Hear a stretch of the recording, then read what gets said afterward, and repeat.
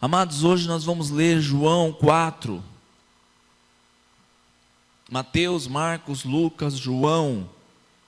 Nós estudamos no mês retrasado todo o livro de João, aprendemos muitas coisas. Inclusive o pastor pregou sobre esta palavra, mas o Senhor me deu uma direção diferente para esta palavra, embora eu já tenha ouvido muitas pregações. Mas o Senhor tem falado de maneira especial a cada dia. Tem sido um tempo onde o Senhor tem falado aos nossos corações. Não que Ele não falava antes, mas talvez os nossos corações hoje estejam mais abertos para ouvir a voz, mais sensíveis para ouvir a voz dEle. Então eu quero falar, primeiramente, ler o versículo 1 e 2, que não tem muito a ver com o texto principal, mas eu quero pincelar um pouco aqui o que está acontecendo. Os fariseus, no versículo 1, os fariseus ouviram falar que Jesus estava batizando mais discípulos do que João, embora não fosse Jesus que batizasse, mas os seus discípulos.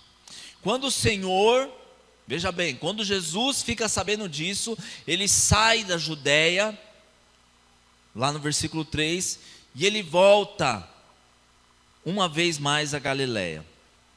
Hoje eu não assisto mais, irmãos, discursos de políticos.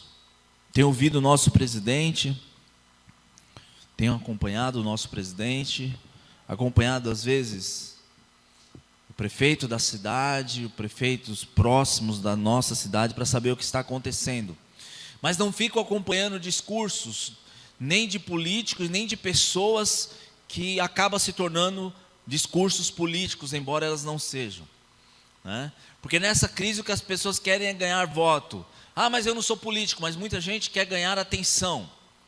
Então eu tenho procurado ouvir a voz do Pai, eu tenho procurado ouvir aquilo que o Senhor tem para dizer, e o Senhor tem falado, o Senhor tem aquietado o meu coração, o Senhor tem colocado paz no meu coração, e eu tenho glorificado muito a Ele por este motivo.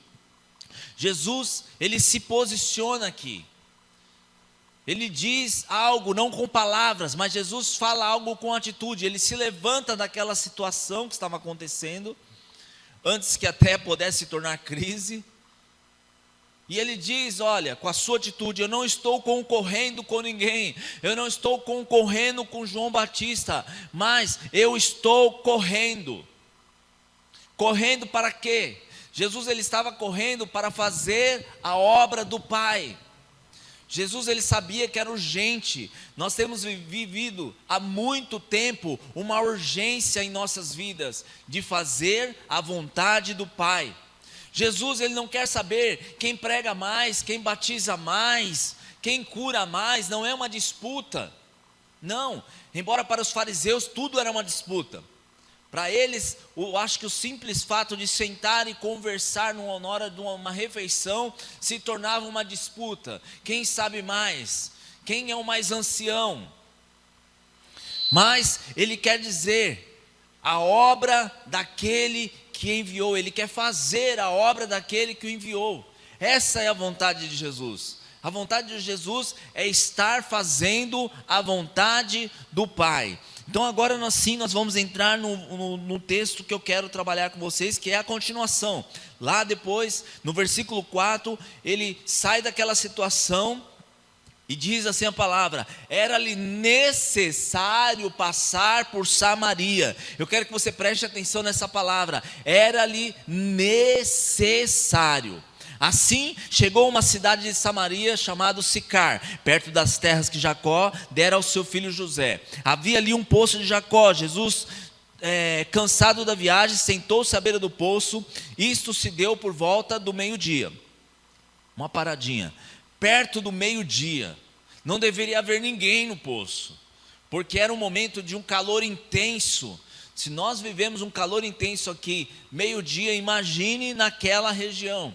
Mas há uma razão do mestre estar ali. Havia um motivo para meio-dia ele estar ali. E logo ia aparecer o motivo, a razão dele estar ali. E todos entenderiam.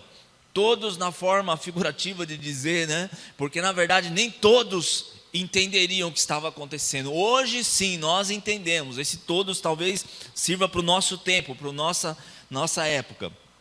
Versículo 7 e 8. Nisso veio uma mulher samaritana tirar água. Disse-lhe Jesus: dê-me um pouco de água. Os seus discípulos tinham ido para a cidade comprar comida. A mulher samaritana lhe perguntou: como o Senhor, sendo judeu, pede a mim, uma samaritana, água para beber? Pois os judeus não se davam bem com os samaritanos, explica. Versículo 10. Jesus lhe respondeu: se você conhecesse o dom de Deus, a quem lhe está pedindo água, e quem lhe está pedindo água, você lhe teria pedido e ele teria dado água viva. Disse a mulher: o Senhor não tem com que tirar água, e o poço é fundo. Onde pode conseguir esta água viva? Acaso o Senhor é maior do que o nosso pai Jacó? Mal sabia ela, que nos deu um poço, do qual ele mesmo bebeu, bem como os seus filhos e o seu gado.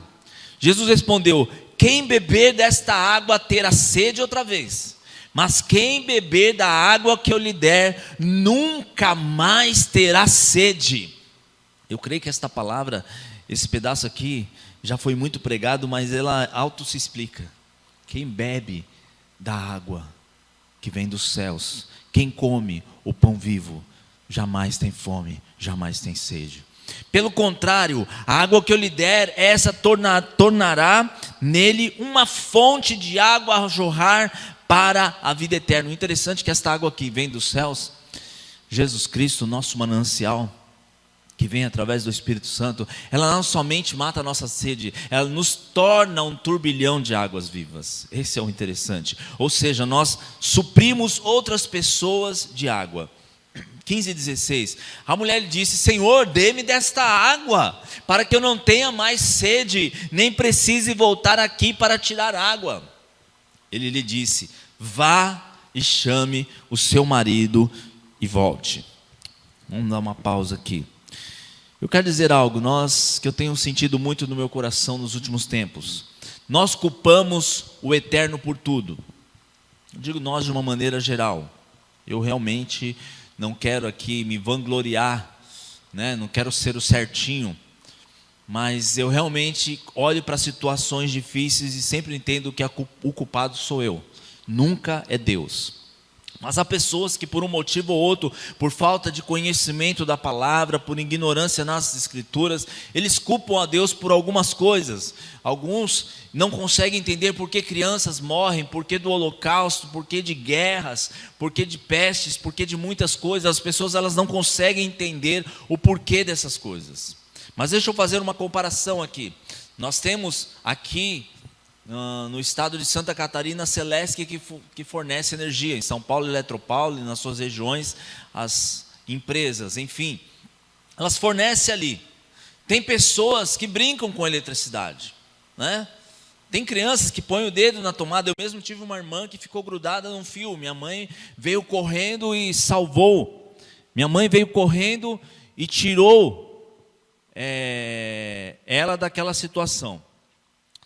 Mas naquele mesmo lugar onde uma pessoa é torrada, naquele mesmo lugar onde uma pessoa ela pode ter problemas altíssimos, né, na eletricidade, queimando, passando pelo corpo, ela torrando, outras pessoas podem ter apenas uma cócegas, né? Meu pai brincava com eletricidade e às vezes até passava a mão para a gente assim, dava aquele choquezinho na gente. Como também algumas pessoas elas podem tomar um remédio e fazer um efeito, como outras pessoas exageram no remédio e faz um outro efeito.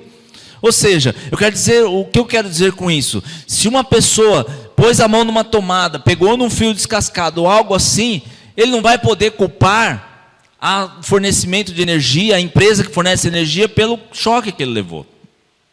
Do mesmo jeito que se você tomar um remédio além do que está especificado na bula, você não vai poder dizer o farmacêutico, a indústria farmacêutica tem culpa de eu ter tido um problema. O Senhor, o Eterno, Ele nos forneceu a sua palavra, nos forneceu o manual, Ele nos ensinou como devemos seguir, como devemos estar, o que nós precisamos fazer. Ele nos explicou tudo o que deveria ser feito. E muitas pessoas não têm seguido as regras, não têm seguido esta palavra. Muitos estão morrendo porque não cumprem essas palavras. Mas todos que morreram eram injustos? Não. Mas da mesma forma que um justo, ele traz a bênção para a sua casa, o injusto, ele traz maldição também. Isso nós vemos em vários lugares na palavra, na Bíblia. Agora, eu quero estar profetizando, eu quero estar declarando, eu não posso me entregar. Então o soldado que vai à guerra, ele morre lutando, ele morre tentando, ele morre na frente da batalha. Então é o que eu falo, eu não vou me entregar, eu vou continuar profetizando, declarando e crendo que o Senhor é capaz de fazer todas as coisas e nos livrar de todos os males, mesmo que nós venhamos ter adquirido o mal por nossa culpa, mesmo que por nossa falha, mesmo que por não ler a bula, não ler o manual, mesmo que por ser menino e colocar o dedo na tomada. Eu creio que Ele virá ao nosso socorro quando nós verdadeiramente entendemos que nós precisamos nos voltar para Ele. E eu volto a dizer, ser discípulo de Jesus e ter Jesus no seu barco não é sinal que a tempestade não vai vir. Nós temos dois momentos na história. Jesus não estava no barco, ele anda sobre as águas, mas em outro momento ele estava no barco, porém ele estava dormindo. E nos dois episódios a tempestade veio. Mas é sinal que eu não temerei o mal que venha sobre mim. Ou seja, eu sei que ou Jesus mandando eu fazer algo, ou Jesus estando ali junto, se eu obedecer, nenhum mal me alcançará. Se Deus fizer, Ele é Deus. Se Ele não fizer, Ele continua sendo Deus. Mas eu, como um soldado na batalha, eu vou profetizar que Ele vai fazer. Como soldado na batalha, eu vou profetizar que Ele vai curar, Ele vai libertar, Ele vai nos livrar, Ele vai fazer todas as coisas. O problema é que estamos acostumados a ouvir promessas e gostamos delas, né? Quem aqui não gosta de uma coisa, de uma profecia maravilhosa? Eis que o Senhor te diz, você terá muito dinheiro. Eis que o Senhor te diz, você ganhará um carro novo. Não queremos ouvir. Pegue o barco e atravesse as ondas, marche em direção ao mar, avance contra o gigante. Dá um retorno para mim, tá? Nós não queremos ouvir isso. Vai, há muros ali, há refaíns ali. Vai que eu estou contigo. Não, nós queremos ouvir, a batalha já está ganha, fica tranquilo. Então é difícil, muitas vezes o ide, o vai, o faz, mas é necessário. E quando nós entendemos que o melhor que temos não é nessa vida, o melhor que temos é na nossa origem, o melhor que temos é aquilo que vem do Pai, o melhor que temos não pode ser tocado, não pode ser roubado, não pode ser tirado de nós. Quando nós entendemos o que é isso, nós viveremos melhor nesta terra e neste tempo. E eu não estou dizendo de viver muitos anos, eu estou dizendo de viver bem os anos de vida que eu tenho. Eu não estou dizendo aqui, eu quero morrer com 200 anos, mas enquanto eu viver, eu quero ter uma qualidade de vida boa. Eu gosto desse pensamento de que um dia eu vou morrer, mas os outros dias eu preciso fazer algo, são muitos outros. Precisamos aprender a culpar menos os outros. Nós, além de culparmos a Deus, nós procuramos algo ou alguém para colocar a culpa. A situação que nós estamos vivendo hoje é tempo de olhar para dentro. É tempo de nós não ficarmos procurando culpados. É tempo de nós olharmos para dentro. E é o que menos você vê na mídia. Na mídia as pessoas procuram apontar o dedo para alguém, procuram apontar o dedo para um fato. E na verdade, tudo começa em mim. Enquanto o povo não entender que para nós vivermos, para nós passarmos bem essa situação, nós vamos ter que começar a mudança em nós. O povo precisa entender isso, nós precisamos. Estamos vivendo um tempo de muitos julgamentos. As pessoas estão julgando o tempo todo. É cada postagem, é cada foto, é cada vídeo. Tudo é motivo para julgar. Tudo é motivo para que façam como aqueles fariseus fizeram ali no começo. No versículo 1 e no versículo 2. Pessoas contra outras. Não é tempo de separar, é tempo de juntar. Não é tempo de briga, é tempo de paz. Não é tempo de eu sou. Não, nós não somos. É tempo de se humilhar e não de se exaltar. Este é o tempo que nós estamos vivendo. Eu posso te garantir que a maioria das vezes que julgamos alguém, nós erramos. Eu te garanto, por isso que a Bíblia nos alerta. Não julgueis. É muito claro esta palavra. Não julgueis, para que não sejais também julgado. Aqui nessa passagem mesmo acontece algo. Vamos lá no versículo 16 e 17. E ele lhe disse: vá, chame o seu marido e volte. Não tenho marido, respondeu ela. Disse-lhe Jesus: você falou corretamente, dizendo que não tem marido. O fato é que você já teve 5, e o homem com quem agora vive não é seu marido.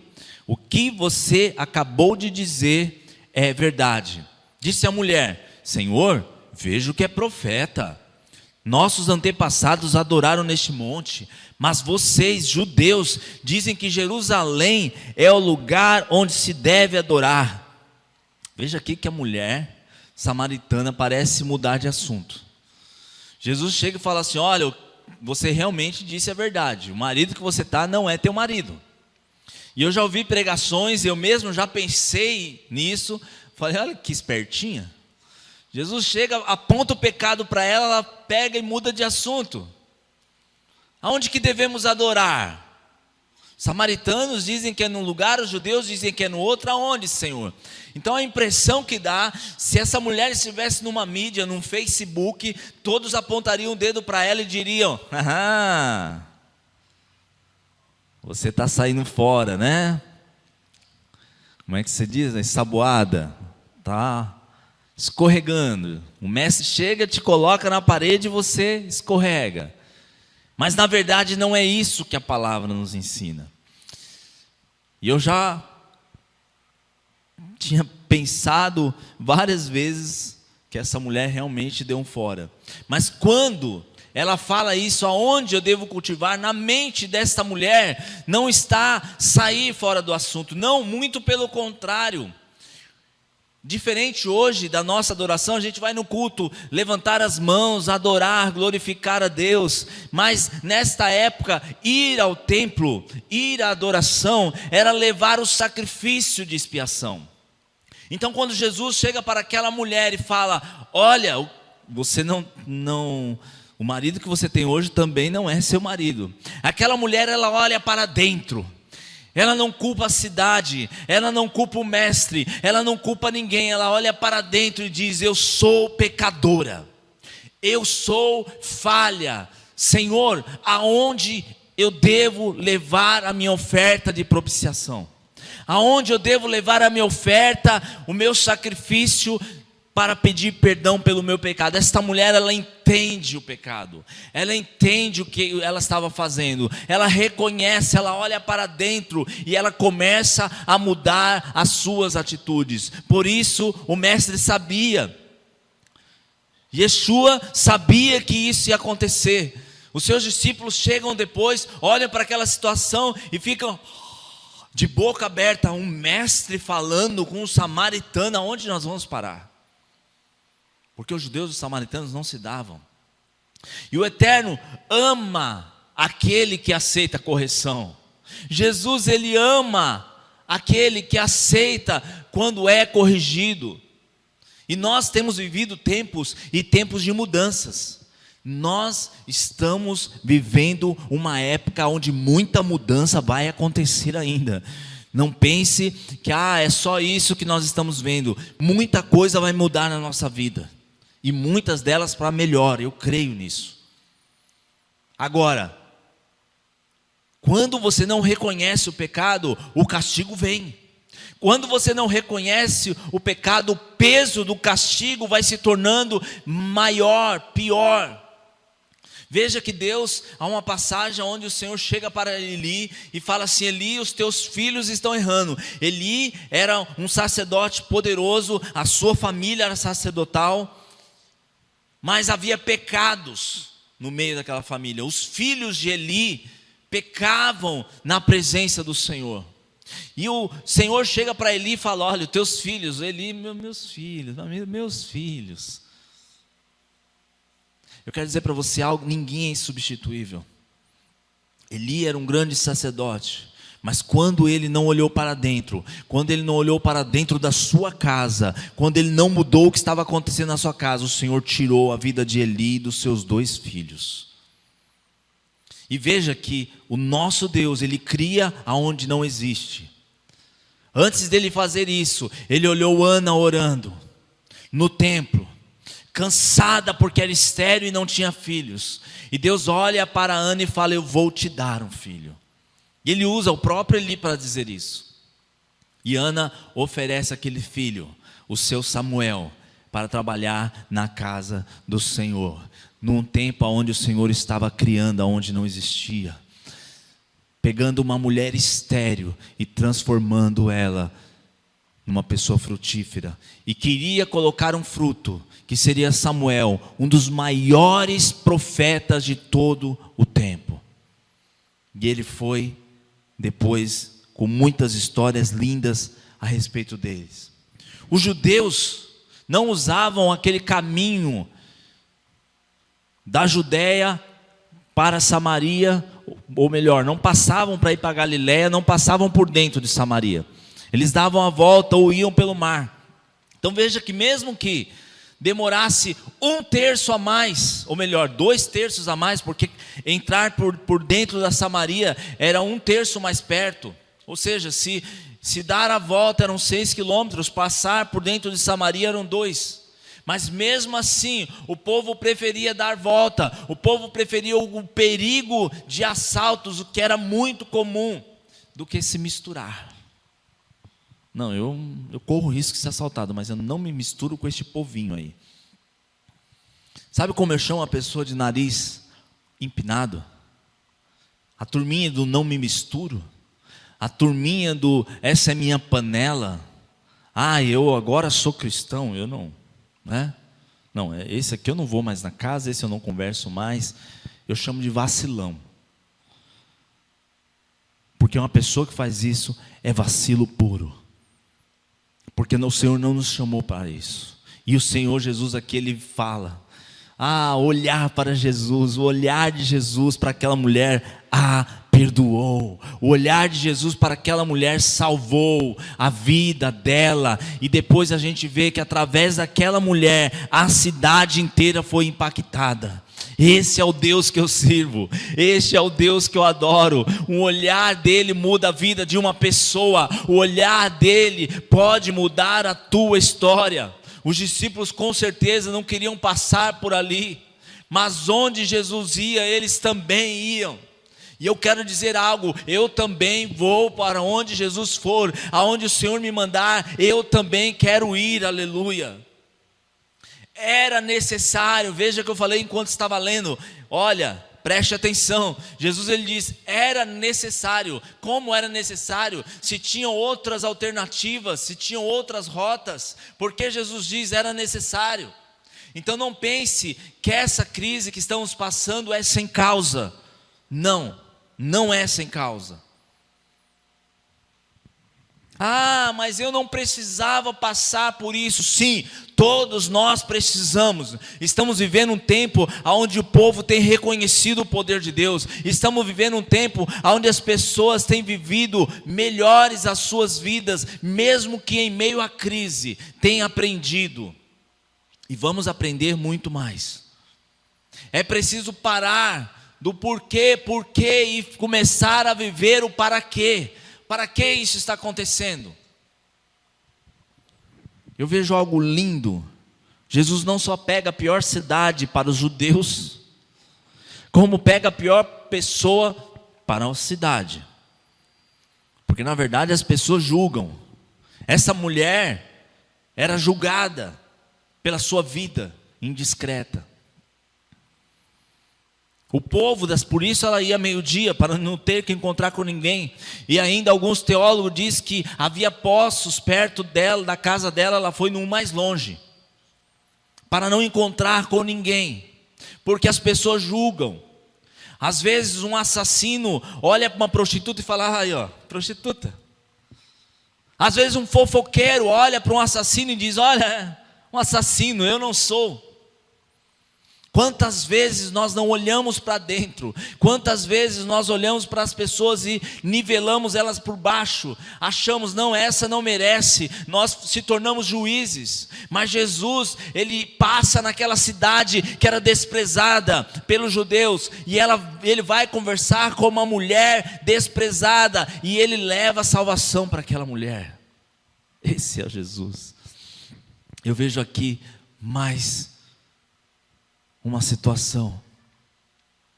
Rabi, o mestre, está ensinando uma lição aos seus pequenos gafanhotos, tecla SAP, aos seus discípulos. Ele começa a ensinar como deve ser o ministério. O ministério da graça é aquele que ama. O ministério da graça é aquele que olha para dentro e fala assim: eu preciso perdoar. Não, mas não foi eu que errei. Opa! Não, o ministério de Jesus nos ensina: sou eu que vou fazer. Sou eu que vou tomar posição. Sou eu que vou mudar. Nós precisamos aprender que precisamos passar por algumas situações e aprender com ela. Igreja, não repita de ano. Se você está passando por um estreito na tua vida, se você está passando por situação difícil, aprenda. E eu vou te falar uma coisa: essa crise que nós estamos vivendo, nós vamos viver com ela sem Cristo ou com Cristo. Agora, passar melhor, sobreviver a ela, se fortalecer, é somente com Jesus Cristo. Então procure o Senhor, olhe para dentro e veja: será que esta casa, ela é a morada do Senhor? Olhe para dentro de você. E para terminar, eu quero dizer algo que eu tenho aprendido: se for passar, que seja com Jesus, amém? Se for passar, que seja com Jesus, não importa o que virá, não importa que notícias vão chegar, eu vou passar com Jesus, aonde, mesmo que eu não entenda, mas por quê? Por que Samaria? Por quê? Não importa por onde, se o Mestre estiver junto, nós vamos passar. É tempo de olhar para dentro. Dentro do que, pastor? Dentro do teu coração, dentro da tua casa, dentro do teu ministério. Quando você puder voltar à igreja, você já olhou o que vai fazer no teu ministério? Você já pensou em olhar para dentro da tua casa e ver quantas coisas precisam ser corrigidas dentro da tua casa? Olhe para dentro e mude. É tempo de ver a graça de Jesus, replicar esse amor, esta misericórdia. É tempo de nós replicarmos a misericórdia do Senhor em nossas vidas. Não importa o que vamos passar, mas nós vamos passar em nome de Jesus. Você vai passar esta fase tirando pessoas do sol do meio-dia. Você vai passar essa fase tirando pessoas do poço. Você vai passar essa fase tirando pessoas da vergonha, como Jesus fez com aquela mulher. Então, que o Senhor possa te tocar poderosamente. Feche os teus olhos, aonde você está. Eu quero orar por você, e eu quero dizer que é tempo de você se superar. É tempo de você melhorar ao ponto de você parar e falar: não, não sou eu. Algo está acontecendo na minha vida, algo está se movendo. É o Senhor que vai mover, é o Senhor que vai fazer, é o Senhor que vai te ensinar. Quando você começar a olhar para dentro, as coisas vão começar a mudar. Quando você começar a olhar para dentro, o Senhor vai olhar para você e falar: ah, meu discípulo, ah, ele está aprendendo, sim, ele está aprendendo. Irmãos, nós precisamos nos ligar. Você precisa se ligar no que está acontecendo. Você precisa se ligar. Porque o Senhor quer falar aos nossos corações, o Senhor quer ministrar em nossas vidas, o Senhor quer trabalhar em cada coração de uma forma especial, de uma forma personalizada, de uma forma íntima e poderosa. Pai, eu oro por essas famílias, eu oro por esses irmãos, ó Pai, que tem, Senhor, sim, olhado para dentro de si, ó Pai, e tem encontrado muitas coisas que precisam ser mudadas, precisam ser, ó Pai, aplicadas o sangue do Cordeiro, precisam ser transformadas, e eu peço forças, ó Pai. Eu peço forças para cada um, Senhor, que eles possam entender, ó Pai, que é tempo de mudança, é tempo onde o Senhor está nos dando a oportunidade, ó Pai, de sermos melhores, de sermos diferentes, ó Pai, e não de nos nivelarmos por baixo, como está essa mídia podre que nós temos visto, ó Pai. Aonde realmente nós temos vivido um tempo, ó Pai, onde a Tua palavra, mais uma vez, Senhor, se cumpre. O amor de muitos esfriariam, Senhor, e talvez esta crise, ela nos revele quantas pessoas não têm mais o amor em seu coração, quantas pessoas falam de amor, mas é da boca para fora, porque não vivem o amor, não praticam o amor, não pensam em amor. Venha-nos, ó Pai, livrar dessas maus, ó Pai. Venha nos livrar dessas pessoas, Senhor. Venha, Senhor, abençoar o nosso coração, ó Pai, de forma que venhamos sentir o Teu amor, a Tua graça, a Tua misericórdia, Deus. Eu preciso sentir o Teu toque, Deus. Eu preciso sentir a Tua graça, Senhor. Venha, Senhor, sobre as nossas vidas, ó Pai. Ministra, Senhor, ministra em cada coração hoje, ó Pai. Em o nome de Jesus. Amém, Senhor.